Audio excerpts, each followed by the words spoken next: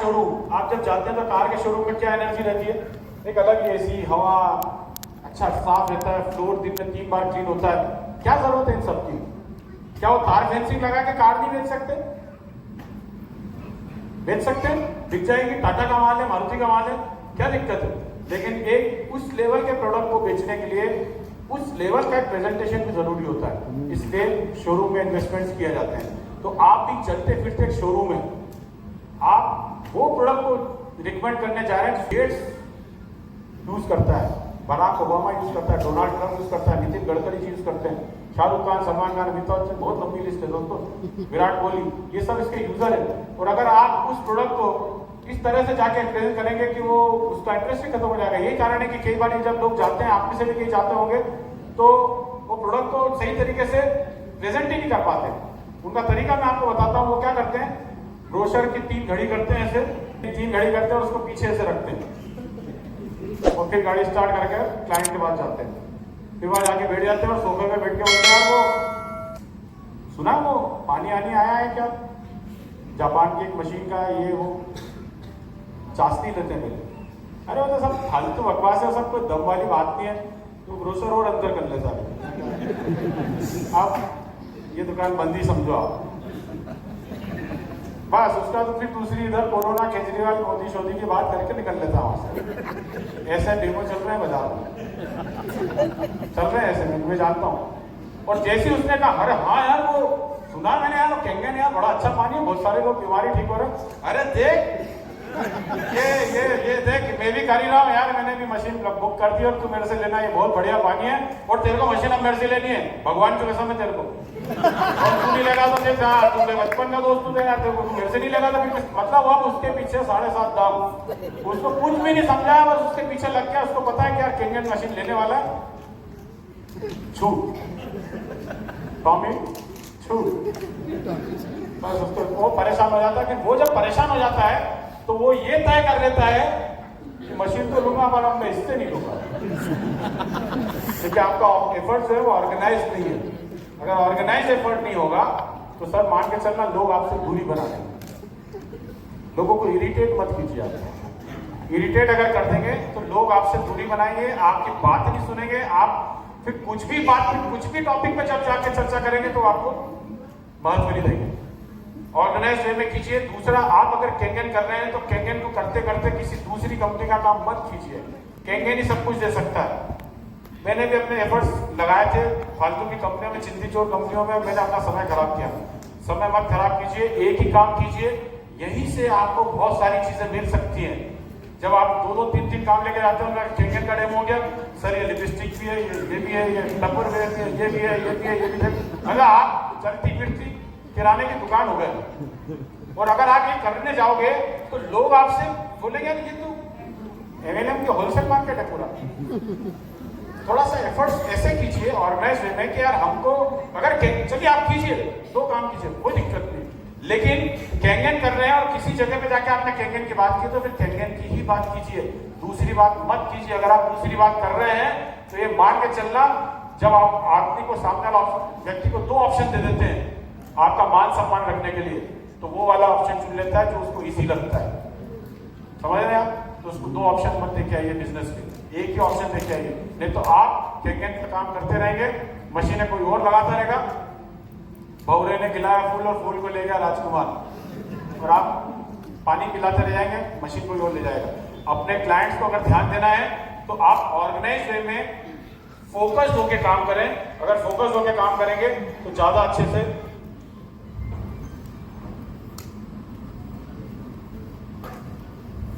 कितने लोग जानते हैं इस चीज को? उत्तराखंड। अच्छा, यहाँ पर कितने आपके ऊपर टैग क्या लगा है, ये बहुत इंपॉर्टेंट होता है। तो ये ऑर्गेनाइज में जब आप काम करते हैं तो आपका टैग बदलने लगता है, धीरे धीरे आप वैल्यूएबल होने लगते हैं।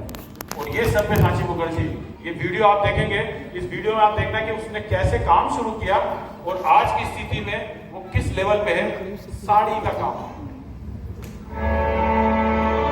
दोस्तों, आज हम यहाँ एक ऐसे शख्स के बारे में बता रहे हैं जिसने 20,000 रुपये उधार लिए फैशन इंडस्ट्री में कदम रखा था। सब्यसाची मुखर्जी और अपने हुनर के दम पर 1 अरब का ब्रांड खड़ा कर दिया।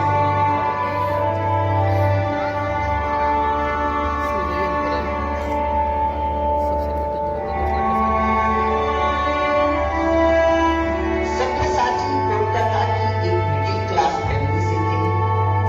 सब्यसाची के माता पिता कभी नहीं चाहते थे कि वो डिजाइनिंग की फील्ड में अपना कैरियर बनाए। इनके माता पिता चाहते थे कि वो इंजीनियर बने, क्योंकि उस जमाने में डिजाइनिंग में ज्यादा पैसा नहीं था। सब्यसाची की डिजाइनिंग में उतरने की जिद थी। जब उन्होंने यह काम स्टार्ट किया, उनके पेरेंट्स ने उन्हें पैसे देने से मना कर दिया, लेकिन उन्होंने हार नहीं मानी और अपनी किताबें बेचकर national school of fashion technology का एडमिशन फॉर्म खरीदा। National school of fashion technology से ग्रेजुएट करने के दौरान सब्यसाची को एक बेहतरीन काम करने के लिए 3 अवार्ड मिले।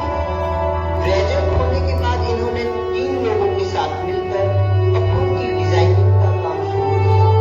कुछ साल में ही फैशन इंडस्ट्री में इनका काम इतना पसंद किया जाने लगा। साल 2001 में सब्यसाची को नॉमिनल ब्रिटिश काउंसिल की तरफ से सबसे कम उम्र में सफल भारतीय डिजाइनर का अवार्ड मिला।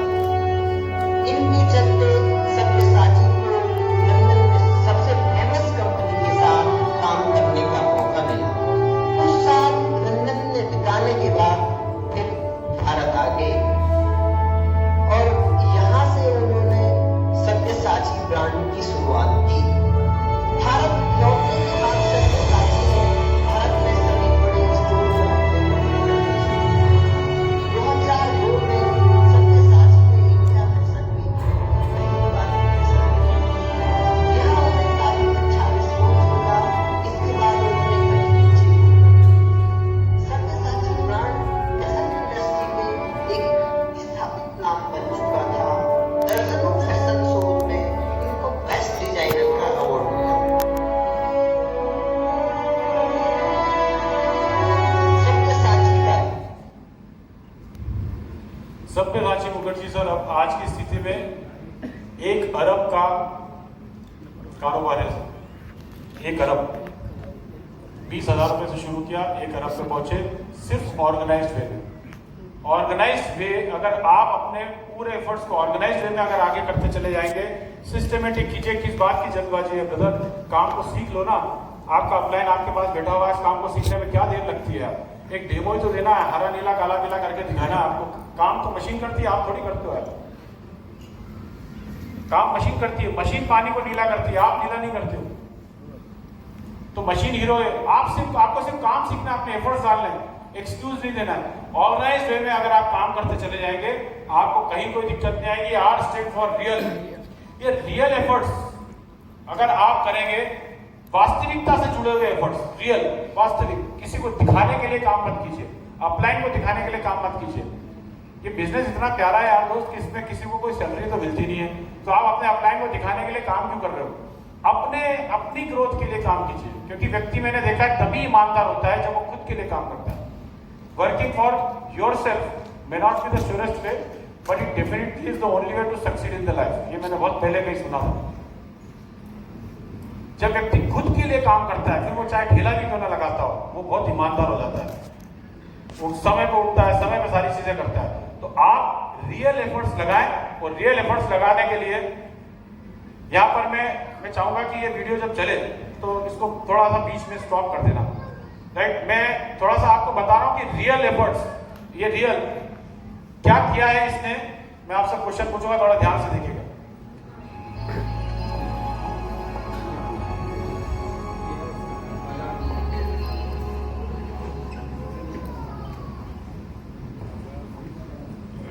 सुभाष शर्मा हमारा head trader, IIM Ahmedabad gold medalist finance.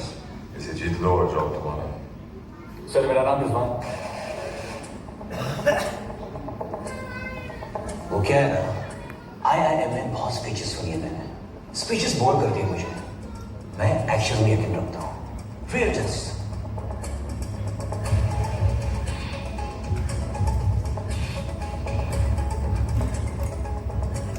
इस कमरे में ये कॉफी बेच के दिखा। रोक दे। क्या बोला उसने?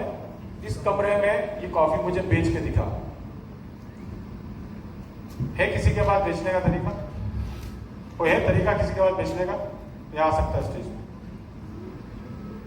कॉफी बेचना उसको। वो बोल रहा है कि ये जॉब ले जाओ आप। कोई नहीं, क्या बोलेगा सर? खुद अपने आप को बेच देगा। वेरी गुड, आगे बढ़ाए सर।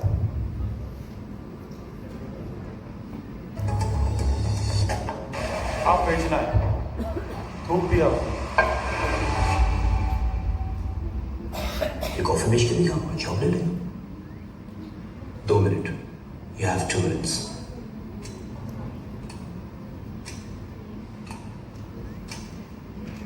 ये कॉफी बेच के दिखा, जॉब ले ले।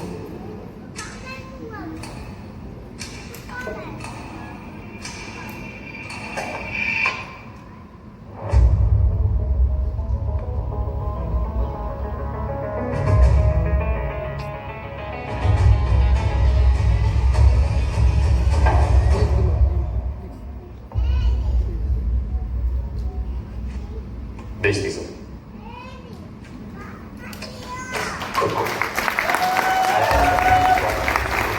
अपने आप को बेच दी उसने। अब अगर असल दुनिया में चांस लेना चाहते हैं तो दीजिए। चलो दिया 2 दिन के लिए उसको खुद को बेचना पड़ता है सर। दूसरों को बेचने से पहले खुद को बेचना पड़ता है।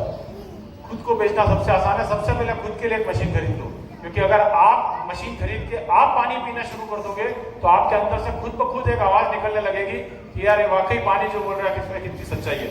क्योंकि अगर आप पानी नहीं पी रहे हो, आप मशीन इस्तेमाल नहीं कर रहे हो, तो फिर आपके अंदर वो कॉन्फिडेंस डेवलप नहीं होगा, वो भरोसा आपके अंदर नहीं होगा, वो लोग आप पे भरोसा नहीं करेंगे। और लोग भरोसा नहीं करते हैं। कई बार मेरे साथ तो क्लाइंट कई ऐसे मिले मेरे पास, ये मशीन होने के बावजूद, इतना होने के बावजूद भी लोग भरोसा नहीं करते।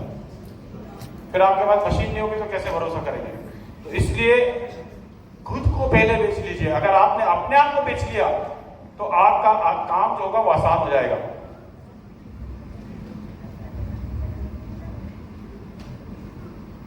And E stand for efforts. ये जो आप डेली एक्टिविटीज कर रहे हैं, यही आपके एफर्ट्स है और यही आपको आगे लेके जाएंगे। लगातार प्रयास, एक दिन के प्रयास से कुछ नहीं होगा। एक दिन विवेकानंद बनने से कुछ भी नहीं होने वाला। एक दिन सुबह उठ गए 3 बजे और सोचा हो गया, काम नहीं होगा। रोज उठने की कोशिश कीजिए, किताबों से दोस्ती कीजिए, मोबाइल से दोस्ती थोड़ा सा दूर कीजिए, अच्छी किताबें पढ़िए, अच्छी संगत कीजिए। लगातार एफर्ट्स अगर आप डालेंगे, एफर्ट्स आपके कैलकुलेटेड होना चाहिए, सही दिशा में होना चाहिए। अगर सही दिशा में अगर आपके एफर्ट्स हैं, सही दिशा में, तो आप बिल्कुल पहुंच जाएंगे। और अगर दिशा ही गलत होगी तो आप कितनी तैयारी से चल दीजिए, आप सही नहीं पहुंच सकते। हवाई जहाज जब आसमान में उड़ता है ना, आसमान में, तो वहां कोई ऐसे पिलर तो लगे नहीं होते हैं। बंबई 500 किलोमीटर ऐसा, और आसमान में तो कुछ होता नहीं, तो कैसे चलते हैं? उनका कंपास, उसी से एक डायरेक्शन सेट होता है। पर अगर उस डायरेक्शन में एक बाल का 1000वां हिस्सा भी, अगर इतना सा भी डायरेक्शन चेंज हो जाए तो जहाज किसी दूसरे देश में पहुंच सकता है, दूसरे देश में पहुंच जाएगा। सिर्फ 1000वां हिस्सा भी अगर डायरेक्शन चेंज हो गया ना, तो कहीं का हवाई जहाज कहीं निकल जाएगा। सही दिशा का, सही एफर्ट्स अगर आपने डाले हैं, आपको कहीं कोई दिक्कत नहीं।